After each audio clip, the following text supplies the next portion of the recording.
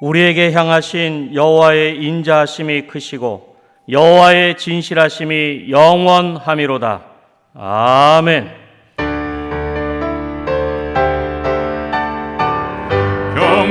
경배하라 주님께 영광과 존귀를 돌리세.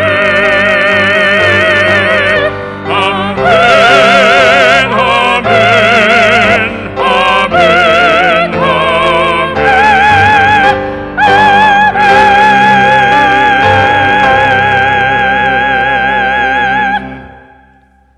다 같이 찬송가 44장 1절을 부르시겠습니다.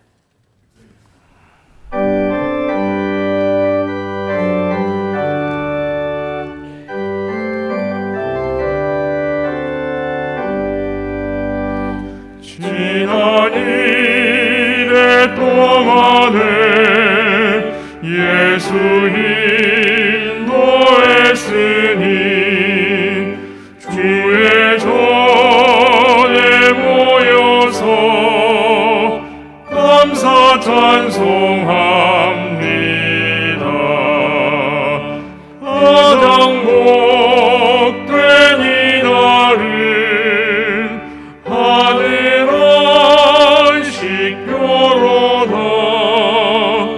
가장 복된 이날은 하늘 안식교로다.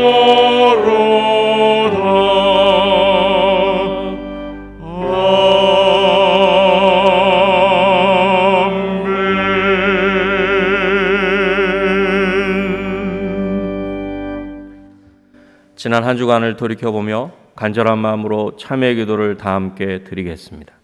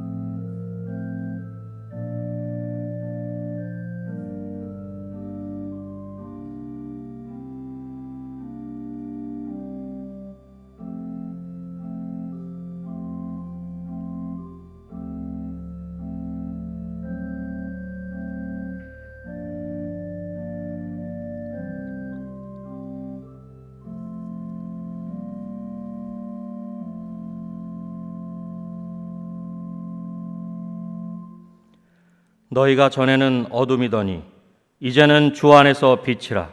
빛의 자녀들처럼 행할지니라. 아멘. 성시교독은 교독문 80번 고린도후서 4장입니다. 성시교독은 교독문 80번 고린도후서 4장입니다.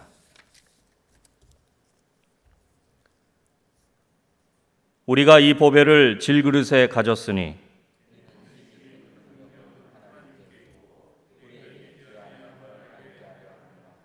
우리가 사방으로 우겨쌈을 당하여도 쌓이지 아니하며 박해를 받아도 버림받지 아니하며 우리가 항상 예수의 죽음을 몸에 짊어짐은 우리 살아있는 자가 항상 예수를 위하여 죽음에 넘겨짐은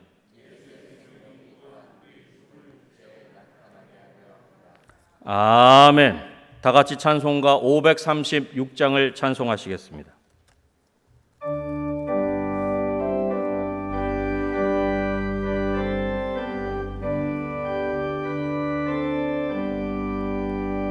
죄짐에 눌린 사람은 다 주께 나오라.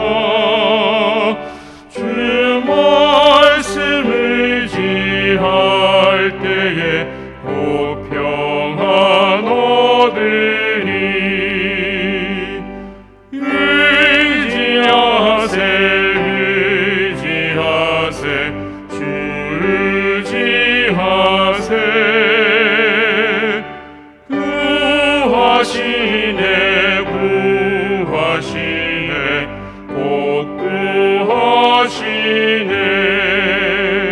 참 구원 주신 주께서 보혈을 흘렸네. 눈같이 이게 할 피에 온몸을 담그세. 의지하세 주 의지하세.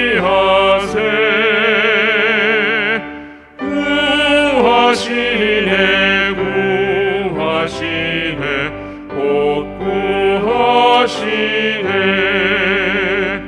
길 되신 우리 구세주 늘 인도하시네. 너 지체 말고 믿으면 참 복을 받겠네. 의지하세 주 의지하세. 구하시네 곧 구하시네. 온 성도 하나 되어서 영광길 걸으면 한없는 은혜 받아서 영원히 누리리. 의지하세 주 의지하세.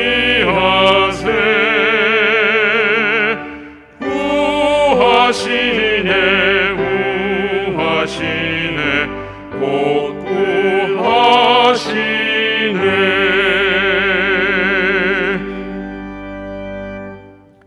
이원길 장로님께서 기도하시겠습니다.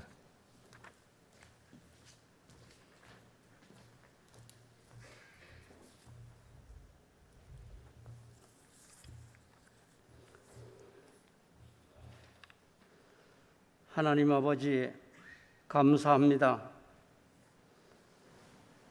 우리로 하여금 힘든 시간을 잘 참아 견디게 하시고 오늘 이 시간 성전에서 또 영상을 통하여 예배드리게 하시니 감사합니다. 이 예배를 통하여 우리의 심령이 위로함을 받고 평강을 누릴 수 있게 하옵소서. 항상 죄악에 노출된 우리를 불쌍히 여기시고 하나님 말씀을 통하여 우리의 내면 세계가 변화되게 하옵소서. 모든 시련을 감당할 수 있는 힘을 주시고 모든 그릇된 욕망에서 자유함을 얻게 하옵소서. 하나님, 은혜광성교회를 사랑하시니 감사합니다. 새 예루살렘 같은 교회가 되기를 간구합니다. 강림하는 교회, 함께하는 교회, 씻음받는 교회가 되게 하옵소서. 교회는 평안하여 든든히 서 가게 하시고 국내외 선교와 구제에 온 힘을 기울이게 하시옵소서. 하나님, 단 위에 세우신 주의 종을 지켜주시고 이 시간 말씀 선포하실 때 성령님 함께 하셔서 은혜의 시간이 되게 하시옵소서. 많은 어려움 속에서도 교회의 각 기관이 자기 역할을 다할 수 있도록 힘 주시옵소서. 하나님, 이 나라를 불쌍히 여기시고 긍휼을 베풀어 주시옵소서. 정치 지도자들의 지나친 언행이 국민들의 마음을 아프게 하지 말게 하옵시고 정치 논리만으로 국가 대사가 좌우되지 않게 하옵소서. 우리 인간의 끊임없는 욕심과 하나님께 대한 불순종으로 온 세계가 자연 재앙을 인하여 고통을 받고 있사오니 하나님 우리를 용서하여 주시옵소서. 나사렛 찬양대가 주님께 찬양을 올려드립니다. 우리 모두의 마음도 함께 올려드립니다. 감사하옵고 예수님 이름으로 기도하옵나이다. 아멘.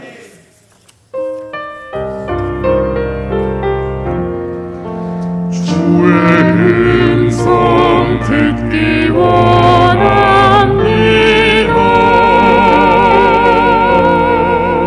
간절한 마음으로 주께 기도드리니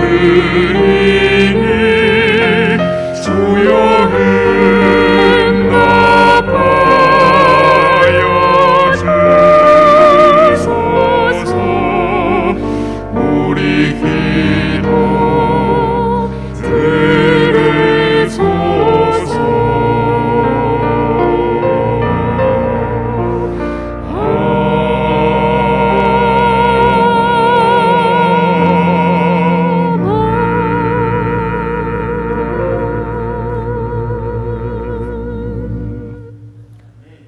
하나님의 말씀은 마태복음 10장 12절로부터 15절 말씀입니다. 신약 성경 15쪽입니다.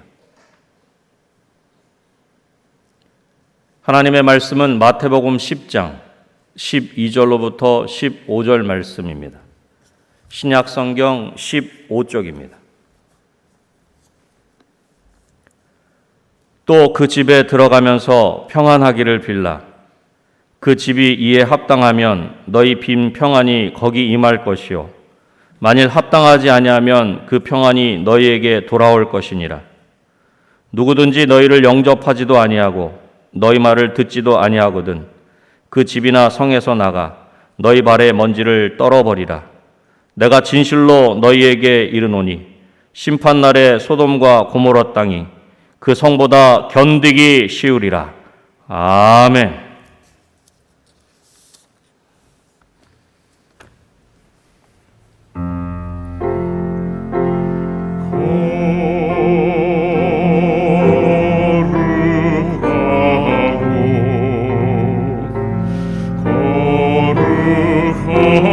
전능하신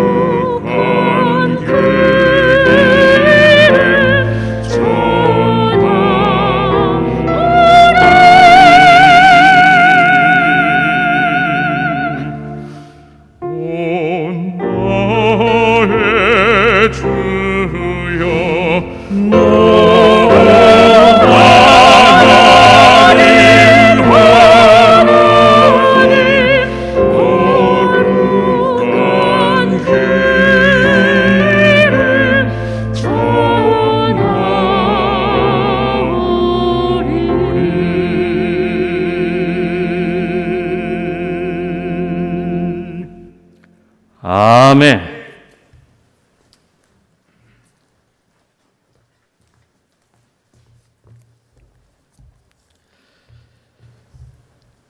요즘 우리 사회는 소셜 네트워크 서비스의 시대, 즉 SNS 시대라 말해도 과언이 아닐 것입니다.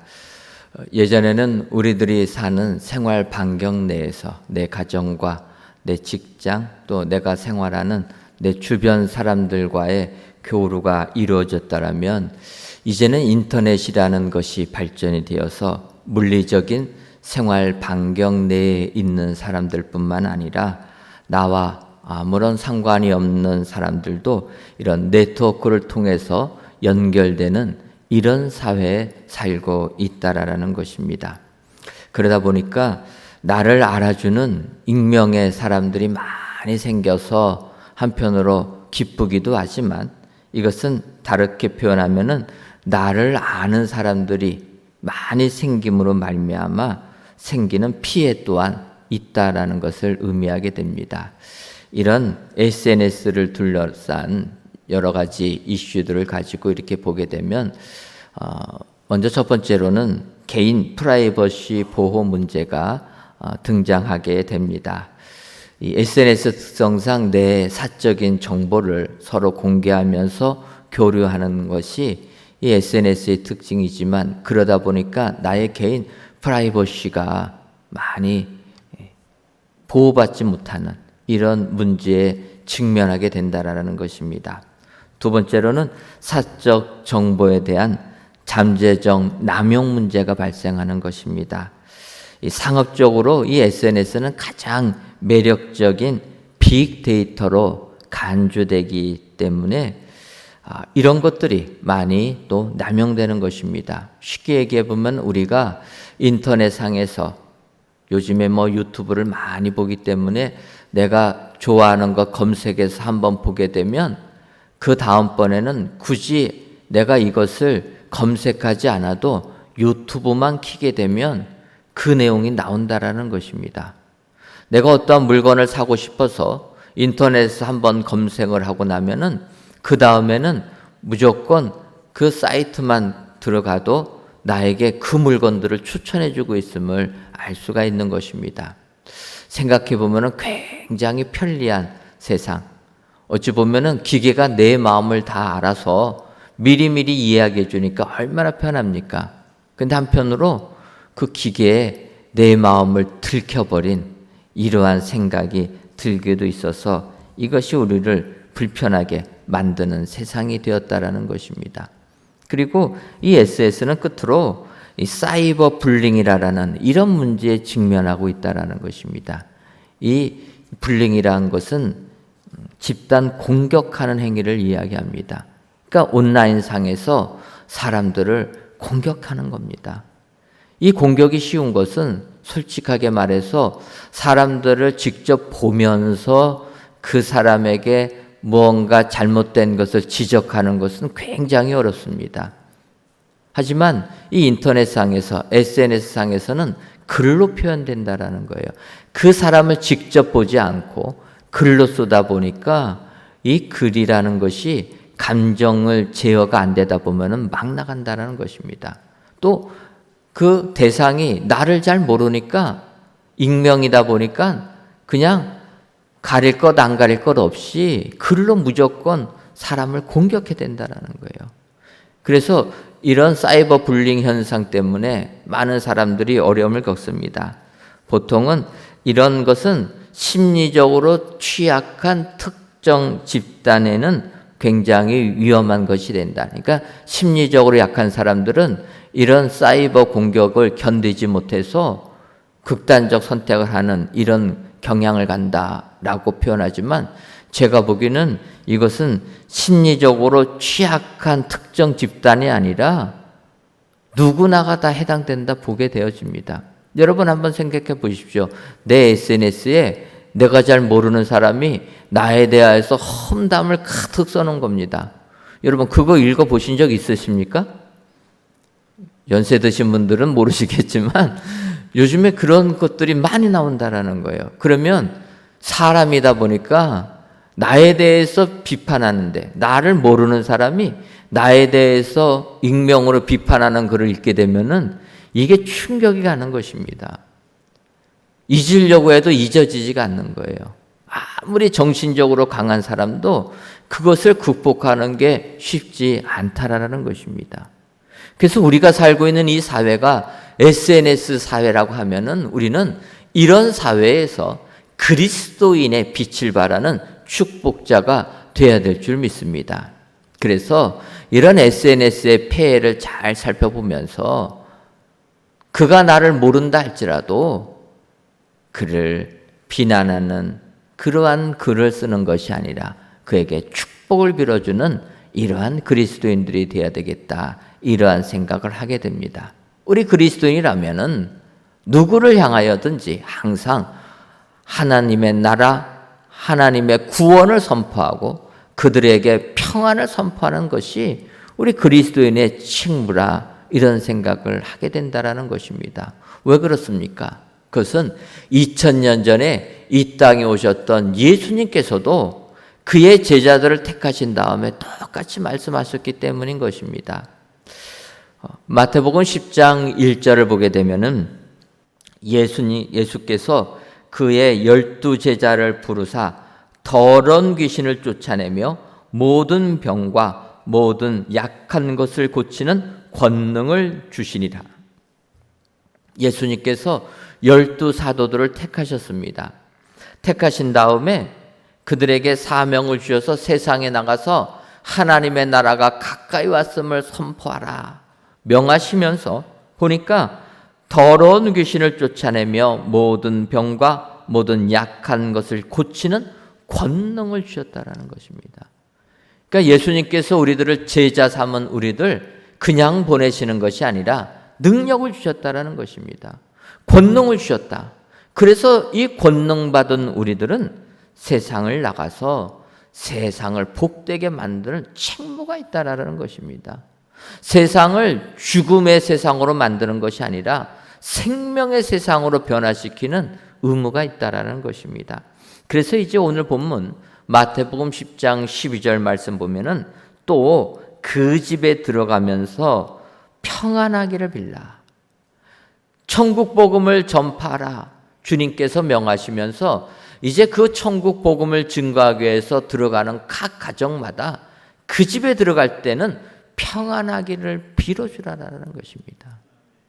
여러분, 이것이 우리에게 축복되는 말씀이 되는 줄 믿습니다.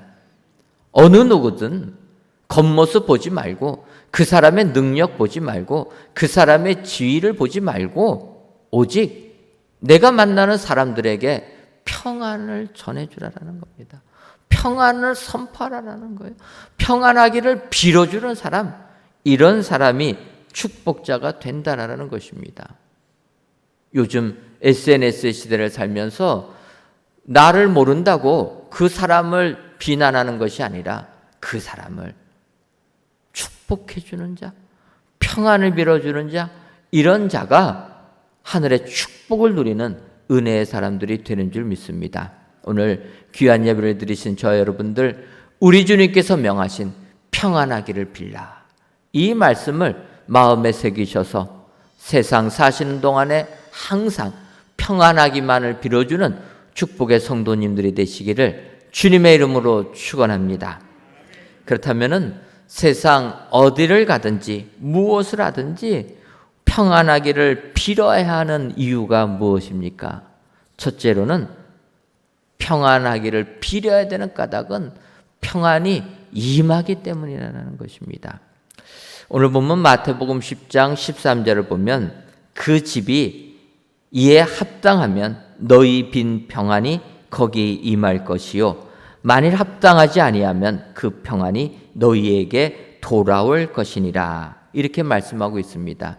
이 부분에서 상반절을 보면은 제자들이 어느 집에서든지 평안을 빌어주게 되면 그 집이 그 평안받기에 합당하면 그 평안이 그 집에 임할 것이다, 이렇게 말씀하고 있습니다. 여러분, 이것이 우리에게 축복이 되는 줄 믿습니다. 우리가 빌어준 평안이 그 집에 임한다면 얼마나 기쁨이 넘치겠습니까? 여러분 그러지 않습니까? 이 가정이 복된 가정, 화목한 가정, 평안한 가정 되기를 위하여 기도해 줬는데 그 가정이 그대로 되었다라는 거예요. 얼마나 기쁘십니까? 별로 안 기쁘신 것 같은데. 여러분, 우리가 기도한 게 그대로 이루어지면 얼마나 이 힘이 솟지 않습니까? 야, 기도의 능력이 나타났다. 우리가 평안 비니까 평안이 이루어졌다. 얼마나 큰 기쁨입니까? 우리가 말로 했는데 말이 실제로 이루어졌다. 제가 처음에 미국 유학 가서 다들 힘들겠지만 저 역시 제일 힘든 게 미국 사람들하고 대화하는 것입니다. 말이 통해야지 뭐를 하죠. 특별히 우리나라에서 교육받으면 문법은 아주 그냥 달달 외워갖고 잘하는데 미국 사람만 만나면 그냥 얼어가지고 이게 말 못합니다. 제가 이제 신학교를 갔는데 거기는 그나마 축복된 게 이런 외국인들을 위하여서 영어도 가르쳐주고 또 신학도 가르쳐줬습니다. 그래서 그 학교에 가서 영어 공부도 하게 된 거예요. 랭귀지 랩에 가서 매일 가가지고 이제 영어 회화를 합니다. 근데 어느 순간 회화를 하다 보니까 미국 사람이 제 말을 알아듣는 거예요. 알아듣는 미국 사람 보고 제가 깜짝 놀랐습니다. 당연히 제가 영어 하면은 못 알아들 줄 알았는데 그 사람이 알아듣고 반응한다라는 거예요. 야, 내가 말을 하니까 이 사람이 움직이네. 얼마나 은혜가 넘쳤는지. 이제는 또 미국에서 온 지 20년이 넘어갔고 다 잊어버렸지만 저한테 영어 쓰지 마십시오. 저는 영어 못합니다. 그때의 그 기쁨, 말이 통하고 내가 말을 할 때 그들이 반응한다라는 게 얼마나 기뻤는지. 여러분, 이것이 바로 우리 하나님께서 우리에게 주신 능력인 줄 믿습니다. 예수 믿는 사람들은 하나님께서 권능을 주셨기 때문에 평안하기를 빌면 그 평안이 그 집에 임하게 되는 줄 믿습니다. 이게 축복이라는 거예요. 그래서 예수님께서 평안하기를 빌어주라는 거예요. 그 집에 임하니까. 예수님이 이 말씀하신 이유가 무엇입니까? 예수님께서 바로 말씀이신 예수님께서 이 땅에 실제로 보여주셨기 때문이라는 것입니다. 우리가 아는 대로 요한복음 1장 1절을 보게 되면 이렇게 얘기합니다. 태초에 말씀이 계시니라. 이 말씀이 하나님과 함께 계셨으니 이 말씀은 곧 하나님이시니라. 태초에 말씀에 계셨다라는 것입니다. 여러분, 이 말씀이라는 것은 소리에 의미가 담겨 있는 것이 말이라는 거예요. 언어라는 것입니다. 하나님이 말씀이시라는 거예요. 그런데 이 말이 바울은 이렇게 표현합니다. 이 말에 소리가 의미가 담겨 있어서 말이 됐는데 이 말에 사랑이 없으면 울리는 꽹과리와 같다라는 것입니다. 여러분, 우리가 이 세상을 살면서 언어 생활을 합니다. 말을 쓰고 있는데 이 말 의미가 담겨 있는데 더 중요한 것은 의미만 담겨 있을 뿐만 아니라 사랑이 담겨 있어야 된다라는 거예요. 사랑이 담겨 있지 아니하면 그냥 소음이라는 거예요. 그러고 보면은 우리가 사는 이 세상 얼마나 소음 가운데 살고 있습니까? 말들마다 사람 잘못한 거 지적하고 그 사람 죽이는 말만 하지 그 사람에게 생명을 전해주고 사랑을 전해주지 않는다라는 거예요. 그것은 소음이라는 것입니다. 태초에 말씀에 계셨는데 이 말씀이 우리들에게 생명을 전해주기 위하여서 말씀이 육신을 입으셨다라는 거예요.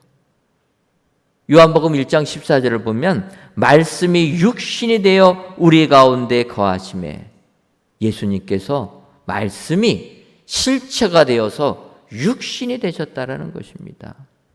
예수님이 직접 이 모습을 보여주셨기 때문에 우리도 이 세상을 살면서 주님을 본받아 이 말씀에 권세가 있다라는 것을 믿어야 될 줄 믿습니다.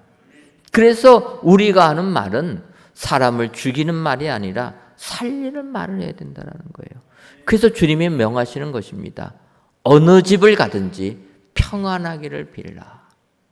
평안하기를 빌면 그 평안이 그 집에 임하는 놀라운 은혜를 깨닫게 된다. 여러분, 그러므로 이 세상을 살면서 평안하기만 비시는 축복의 성도님들 되시기를 주님의 이름으로 축원합니다. 그 사람을 책망하기보다, 그 사람을 꾸짖기보다 오히려 그 사람을 높여주고 그 집안에 평안하기를 빌어주게 되면 그 평안이, 우리들이 비는 그 평안이 권능이 있어 그 집에 그대로 임하게 되는 줄 믿습니다. 여러분, 우리가 이런 세상을 꿈꿔야 되지 않겠습니까? 복음을 전하는 것. 그래서 그 가정에 영적인 은혜가 임하도록 복음을 전파하고 평안을 선포할 때 하늘의 은혜가 온 세상에 가득 임하게 될 줄 믿습니다. 오늘 귀한 예배를 드리시는 저와 여러분들이 예수님의 이 말씀을 기억하셔서 어디에서 무엇을 하든지 간에 만나는 사람마다, 만나는 가정마다 평안하기를 빌어 하늘의 축복이 여러분들 삶 가운데 임하시기를 주님의 이름으로 축원합니다. 두 번째로 우리들이 평안하기를 빌어야 되는 이유는 그 평안이 우리에게 돌아오기 때문이라는 것입니다. 오늘 본문 마태복음 10장 13절 하반절을 보면 만일 합당하지 아니하면 그 평안이 너희에게 돌아올 것이니라. 이 구절을 보면서 얼마나 은혜를 받았는지 모릅니다. 그 까닭은 여러분, 평안하기를 빌었는데 그 사람이 평안 받을 만한 사람이 안 되면 그 평안이 나에게로 되돌아온다라는 거예요. 얼마나 좋습니까? 제가 이런 표현했더니 어떤 분은 또 그렇게 표현해요. 너무 이기적이다. 그리스도인이 남 잘 되도록 축복해 줘야지 자기 잘 되도록 축복받는 것만 생각하면 이게 어떻게 신앙인이냐. 얘기를 들어보니까 또 맞아요. 우리는 사랑을 전파해야지 내가 사랑받겠다고 하면 안 되지 않습니까? 근데 솔직히 내가 사랑받으면 좋지 않습니까? 주님께서는 평안을 선포하라고 말씀하십니다. 평안을 빌어주라고. 그런데 우리가 평안을 빌어주는 사람들을 보게 되면 어떤 사람들은 평안 빌어주고 싶은 마음이 눈꼽만큼도 없는 사람들이 있어요. 그들이 사는 모습을 보면은 도저히 평안 빌어줄 마음이 안 생깁니다. 그래서 좀 꺼립니다. 어떤 사람들 복음 전파하다 보면은 저 사람은 안 믿는 게 더 낫겠다. 이런 생각 들 때가 있다라는 거예요. 그런데 주님은 그게 아니라는 거예요. 너희들은 무조건 평안을 빌어줘라. 너희들이 사람들을 보면서 판단하지 말고 너희들은 평안을 빌어주기만 하면 된다. 그 나머지는 내가 판단한다는 거예요. 주님께서 판단해서 그 집이 평안을 받을 만하면 너희들이 빌어준 평안 임하게 하고 그 집이 평안을 받을 만한 사람이 안 되면 너희들이 빌었던 그 평안을 그대로 너희에게 돌려주겠다. 여러분, 그래서 우리는 어디에서 무엇을 하든지 간에 만나는 사람마다 축복해주고 평안을 빌어줘야 될 줄 믿습니다. 우리가 평안을 많이 빌어주면 빌어줄수록 그 평안이 우리에게 돌아올 확률이 더 높아진다라는 거예요. 적게 빌어주면은요, 우리에게 돌아올 축복이 적어집니다. 많이 빌어주면 빌어줄수록 평안을 못 받을 사람이 있지 않습니까? 그것은 다 나에게로 온다라는 거예요. 이 되돌아옴의 축복이 얼마나 은혜입니까? 그래서 우리는 모든 이들에게 평안을 빌어줘야 될 줄 믿습니다. 여러분, 전도서 11장 1절을 보게 되면 이 되돌아옴의 축복을 이야기합니다. 이 전도자는 이렇게 얘기합니다. 너는 내 떡을 물 위에 던져라. 여러 날 후에 도로 찾으리라. 이렇게 얘기합니다. 이 구절 가지고 해석을 다양하게 하지만 대부분의 사람들은 이 구절은 구제하는 일을 많이 하는 것을 이야기한다라는 거예요. 너는 너가 먹을 떡을 물 위에 던지라라는 것입니다. 물 위에 던진다는 것은 그 떡을 흘려 보내라라는 의미가 있다라는 거예요. 그렇게 되면 그 떡, 당장은 내가 남에게 주어서 버린 것 같고 허비한 것 같지만 여러 날 지나면 도로 찾게 된다라는 거예요. 그래서 우리가 세상 살면서 남을 위하여서 도움을 주는 삶이 축복된 삶이라는 것입니다. 왜냐하면 도로 받기 때문에. 나는 주었고 내게서 없어졌지만 그것이 분명히 나에게 되돌아오는 축복을 하나님께서 주신다라는 것입니다. 예를 들면은 다윗 왕이 그의 아들 압살롬의 반란으로 인하여서 도망을 가던 때가 있었습니다. 다윗 왕 말년에 아들 압살롬이 반역을 일으킨 것입니다. 압살롬이 얼마나 준비를 잘했는지 한순간에 국민들, 백성들의 마음이 다 압살롬에게로 가버렸습니다. 그래서 다윗을 지지하는 사람이 극소수가 돼버린 것입니다. 그래서 다윗 왕이 신하들에게 먼저 이야기합니다. 빨리 도망가자. 신하들이 도망가자고 얘기되는데 그게 아니라 다윗 왕이 먼저 얘기하는 겁니다. 그 정도로 상황이 급박해졌습니다.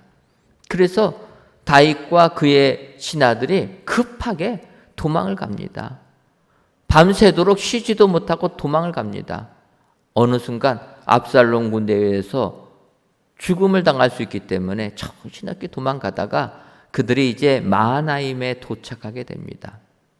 다윗과 그의 군대들이 마하나임의 피신해 왔다라는 소식을 들은 길라 사람 바르실레가 성경을 보게 되면 이렇게 그들을 공개합니다.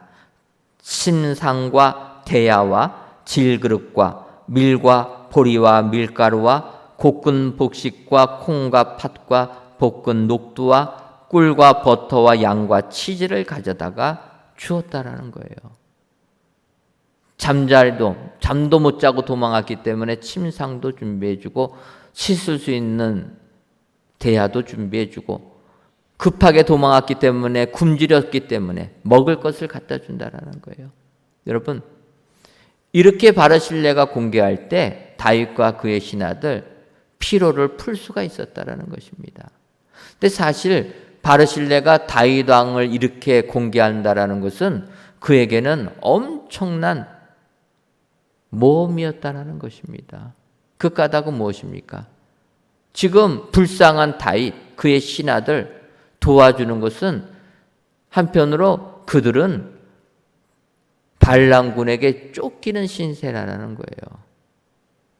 여러분, 발람군에게 싸워서 이기지 못하고 도망간 쫓기는 신세인 사람을 도와줬다라는 것은 나중에 발람군들이 그 사람도 죽일 수 있기 때문에 바르실레가 다윗을 도와준다라는 것 굉장히 어렵다라는 겁니다.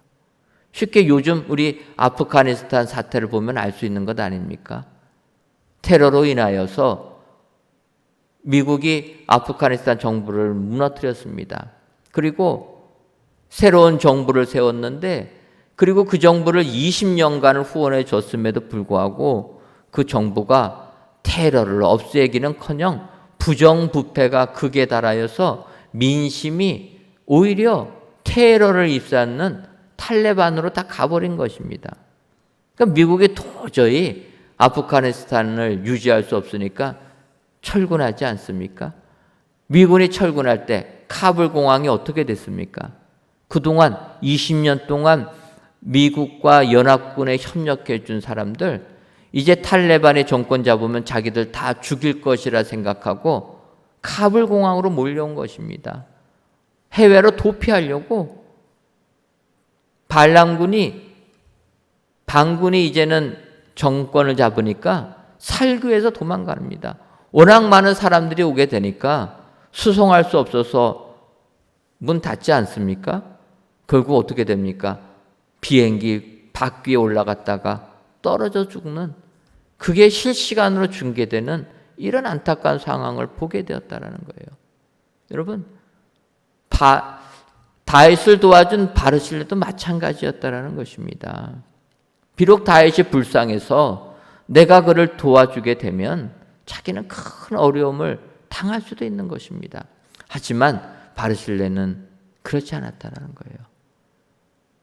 모든 이유를 뒤로 하고 지금 현재 먹을 것이 없어서 굶주린, 잠자지 못해서 피곤한 그들에게 먹을 것을 줘야 된다. 그래서 바르실레는 도와주었다는 거예요. 이렇게 도와주니까 자기가 피해받을 것 계산하지 아니하고 이렇게 도와주니까 어떻게 됩니까? 다윗 왕이 압살롬의 반란을 진압한 다음에 이제 예루살렘으로 황궁할 때 바르실레에게 이야기합니다. 너 정말 내가 힘들었을 때 나를 도와줬는데 이제 내가 다시 예루살렘으로 귀환하니까 이제는 내가 너를 공개해 주겠다. 여러분, 아무리 부자라고 할지라도 왕보다도 부자겠습니까? 바로 왕인 다윗이 바르실레를 이렇게 공개해 주겠다 약속해 줬다라는 거예요. 이때 바르실레 왕이시여, 나는 나이가 들어서 내가 예루살렘 가다가 나는 죽습니다. 나보다 내 아들 기맘이 있으니 내 아들을 돌봐주옵소서. 이때 다윗이 바르실레하고 약속합니다. 너의 아들 기맘, 내가 너처럼 내가 그를 공개해 주겠다. 여러분, 이렇게 공개해 줬던 바르실레 그대로 받게 되었다라는 거예요. 도와주는 것 힘들었지만 어려움도 따르지만 그것을 뒤로 하고 계산하지 아니하고 무조건적으로 다윗을 도와줬을 때 큰 축복을 받게 된다. 여러분, 우리가 이 세상을 살면서 우리 그리스도인들은 이러한 삶을 살아야 될 줄 믿습니다. 한 번 본다고 한 번 보는 그 사람 막대하는 것이 아니라 한 번 보기 때문에 그 사람에게 축복해 주는 그리스도인. 이것이 우리 그리스도인의 모습이라는 거예요. 세상은 한 번만 본다고 하면 한 번 보니까 막대해 줍니다. 다시는 안 볼 거니까. 하지만 우리 그리스도인이라면은 비록 한 번만 볼 사람이라 할지라도 그를 축복을 빌어주는 사람, 이런 사람이 하나님께서 다 갚아주는 축복자가 될 줄 믿습니다. 오늘 귀한 예배를 드리시는 저 여러분들이 진정으로 주님의 말씀 그대로 평안하기를 빌어서 여러분들이 빈 평안이 여러분들 가운데 그대로 임하시기를 주님의 이름으로 축원합니다. 마지막 세 번째로 우리가 평안하기를 빌어야 되는 이유는 심판날이 임하기 때문이라, 이렇게 주님이 말씀하고 계십니다. 마태복음 10장 15절을 보면 내가 진실로 너희에게 이르노니 심판날에 소돔과 고모라 땅이 그 성보다 견디기 쉬우리라, 이렇게 말씀하고 있습니다. 천국 복음을 증거하고 평안을 빌었는데 그 평안, 천국 복음을 받아들이지 못한 그 사람들은 심판날에 소돔과 고모라 성이 당하는 심판이 오히려 쉽다라는 거예요. 복음을 받아들이지 않은 사람들은 심판날에 멸망당한다라는 것입니다. 여러분, 소돔과 고모라 성이 얼마나 부패하고 타락했습니까? 동성애가 횡행한 시절이 아닙니까? 천사들이 나타났는데 천사들 범하겠다고 달려들었던 사람들이 소돔과 고모라 성 사람들이라는 거예요. 그러한 사람들 다 멸망받아야 되지 않겠습니까? 그런데 오늘 주님은 천국 복음을 안 받아들이고 평안이 임하지 못하는 가정들은 소돔과 고모라 성이 더 쉽다라는 거예요. 이렇게 심판이 임하게 된다라는 것입니다. 근데 우리가 알아야 될 것은 이 주님의 심판은 이런 복음을 안 받아들이는 사람뿐만 아니라 복음 전하는 자도 마찬가지라는 것입니다. 고린도서 5장 10절을 보면 이는 우리가 다 반드시 그리스도의 심판대 앞에 나타나게 되어 각각 선악간에 그 몸으로 행한 것을 따라 받으려 함이라. 예수님을 믿던 예수님을 믿지 아니하던 모든 인간은 심판을 받는다라는 것입니다. 그런데 그 심판대에 섰을 때 예수님을 믿는 자는 구원의 은혜를 받는 것이고 예수를 믿지 아니하는 자는 영벌에 처해지게 된다라는 것입니다. 주님의 심판대 앞에 섰을 때 주의 일을 성실하게 수행한 자는 칭찬을 받을 것이고 나태한 자들은 책망을 받는다라는 것입니다. 여러분, 마태복음 24장을 보게 되면 마지막 때에 대해서 예수님께서 이야기하십니다. 마태복음 24장 41절 보면 그러므로 깨어있으라. 어느 날 너희 주가 임할는지 너희가 알지 못함이라. 마지막 날은 분명히 있는데 언제 임할지 모르기 때문에 항상 깨어있으라라는 거예요. 그러면서 45절에 주님이 이렇게 말씀하십니다. 충성되고 지혜 있는 종이 되어 주인에게 그 집 사람들을 맡아 때를 따라 양식을 나눠줄 자가 누구냐. 심판이 임하게 되는데 이때 충성되고 지혜 있는 종이 되어서 주님이 맡겨준 사명 그것을 잘 감당할 자가 누구냐라는 것입니다. 바로 우리들을 주님께서 이 시대에 부르신 줄 믿습니다. 그래서 우리는 충성되고 지혜 있는 자가 되어서 주님이 계시던 계시지 아니하던 주님이 맡겨준 사명을 충성되게 우리가 수행할 때 우리는 주의 칭찬을 받는 자들 되게 될 줄 믿습니다. 이런 자들은 주인이 돌아와서 자기의 모든 소유를 성실한 종에게 맡긴다라는 거예요. 하지만 주인이 당장에 안 온다 오해해가지고 악한 종들은 주의 일을 감당하지 아니하고 옆에 사람 때리며 술 친구들과 함께 더불어 먹고 마시게 되면 생각지도 아니한 때 주님이 오셔서 그들을 책망하게 될 것이다. 엄히 때리고 벌을 내릴 것이니 거기서 슬피 울게 될 것이다. 여러분, 심판날은 한편으로 우리에게 두려움을 주는 날이기도 합니다. 심판대에 선다라는 것은 우리로 하여금 긴장하게 만드는 것입니다. 하지만 이 심판대가 있기 때문에 우리는 축복자가 되는 줄 믿습니다. 분명히 주님이 말씀하고 계십니다. 너희들 심판대에 선다라는 거 기억하고 착하고 충성된 신실한 종처럼 주님이 맡겨주신 사명 잘 감당하게 되면 내가 모든 것을 너에게 맡길 것이다. 여러분, 우리는 이런 신실한 종들이 되어야 될 줄 믿습니다.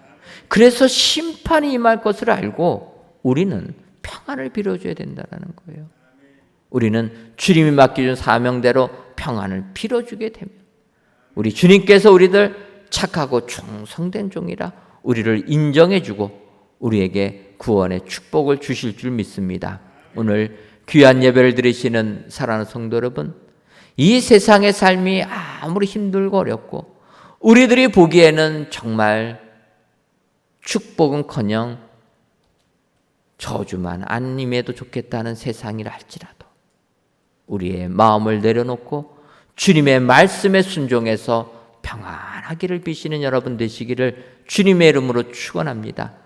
평안하기를 빌면 그 평안이 그들에게도 임하고 우리에게도 임하게 된다. 기억하셔서 오늘도 평안을 선포하는 축복자들 되어 하늘의 은혜가 여러분들 가정 속에 임하시기를 주님의 이름으로 축원합니다. 기도하겠습니다. 하나님, 오늘도 귀한 날을 주셔서 성전에서 혹은 영상으로 하나님께 예배를 드리게 하시니 감사합니다. 바라기는 모든 예배자들을 위해 하늘의 평안이 넘쳐나는 축복의 성도님들 되게 하여 주옵소서. 오늘 본문의 제목처럼 평안하기를 빌라고 말씀해 주시니 감사합니다. 바라기는 모든 예배자들이 예수님의 제자임을 확신하고 12 제자들처럼 세상을 향하여 천국 복음을 전파하고 평안을 비는 우리 성도님들 되게 하여 주옵소서. 이렇게 평안하기를 빌어하는 것은 평안이 그들에게 임하고 평안이 우리에게 돌아오며 심판날이 임하기 때문임을 알아 오늘도 어디에서 무엇을 하든지 간에 평안하기를 비는 축복의 성도님들 되게 하여 주옵소서. 예수님의 이름으로 기도하옵나이다. 아멘.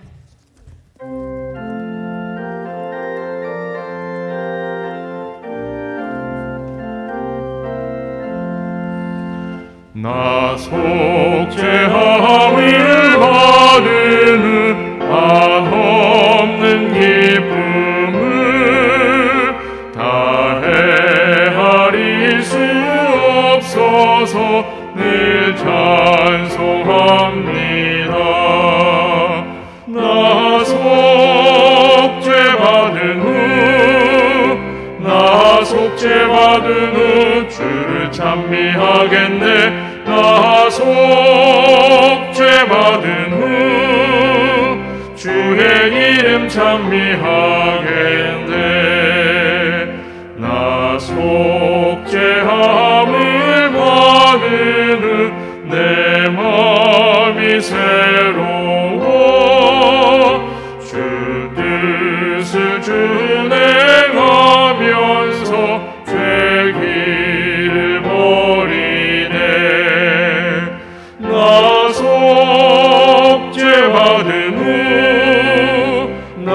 속죄받은 후 주를 찬미하겠네. 나 속죄받은 후 주의 이름 찬미하겠네. 나 속죄함을 받은 후 성령이 오셔서 하나님 자녀 된 것을 곧 증언합니다. 나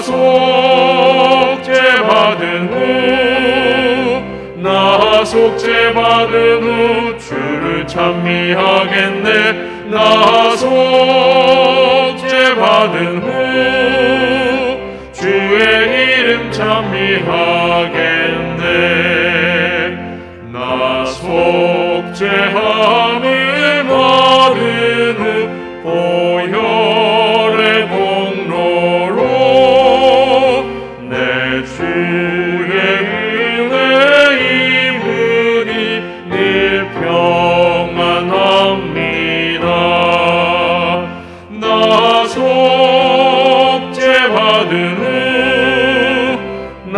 속죄받은 후 주를 찬미하겠네. 나 속죄받은 후 주의 이름 찬미하겠네.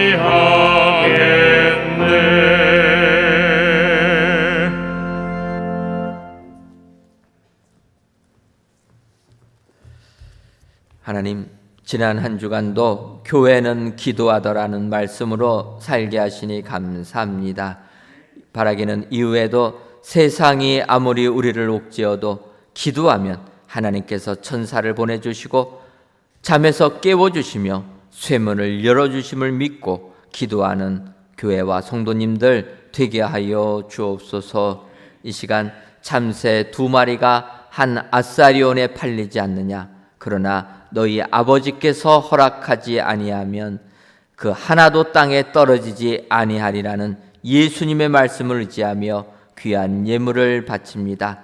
11조 예물과 감사 예물, 1,000번째 예물과 전도의 예물, 건축 헌금과 주정 헌금, 성미를 연락하여 주옵시고 드리는 손길 위에 주님의 약속의 말씀이 우리 모두에게 임하게 하여 주옵소서. 그리하여 참새보다도 귀하다고 머리털까지 다 새신 바 되었다고 말씀하신 주님께서 우리들을 인도하여 주옵소서. 힘든 이 세상 살 때 물질의 풍성함을 허락하여 주시고 가정에는 사방의 평안함도 허락하여 주옵소서. 그리하여 우리가 항상 평안하기만을 빌어주는 이런 축복자들 되게 하여 주옵소서. 하나님, 이 나라와 이 민족도 기억하여 주셔서 평안한 나라 되게 하여 주옵소서. 코로나19로 전 세계적으로 혼란한 이때 주님이 주시는 평안이 이 땅에 임하여 천국 기쁨을 누리는 이 땅 되게 하여 주옵소서. 예수님의 이름으로 기도하옵나이다. 아멘. 옆에 분들 보시면서 인사 나누도록 하겠습니다. 빈 평안이 임함을 합시다. 한 번 더 인사하도록 하겠습니다. 빈 평안이 돌아옴도 합시다.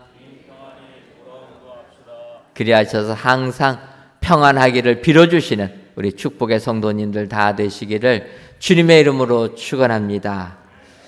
교회 소식 전해드리도록 하겠습니다. 2021년도 하반기 교사대학이 교회학교 교사와 학부모님을 대상으로 진행되고 있습니다. 지난주 첫 시간 시작하였습니다.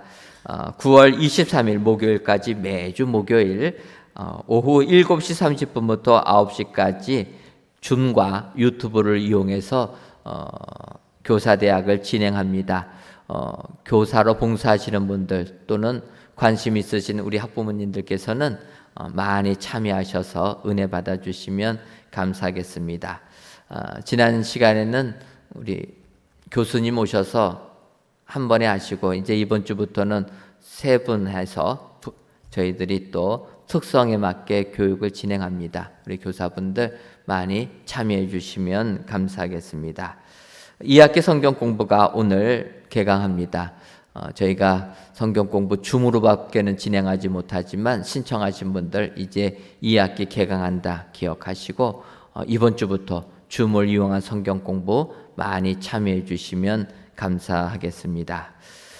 사회적 거리두기가 아직까지 4단계입니다. 하지만 내일부터는 조금 모이는 숫자들이 백신을 받으신 분들은 조금 모이는 숫자가 풀리는 이런 게 있습니다. 여러분들 기억하시고 조심하시면서 또 우리 성도들 간의 교제가 더욱더 임하시기를 바랍니다.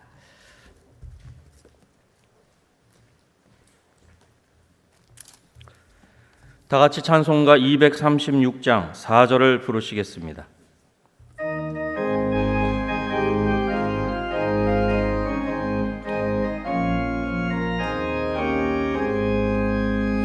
아름다운 그곳에서 구속받은 성도와 사랑하는 주님 만나 배울 때 주의 영광 노래하며 영원토록 살리라. 새 예루살렘에서 성도들이 함께 올 때 기뻐 노래하리라. 새 예루살렘 새 예루살렘 호산나를 높이 불러 왕의 왕을 맞으리. 새 예루살렘에서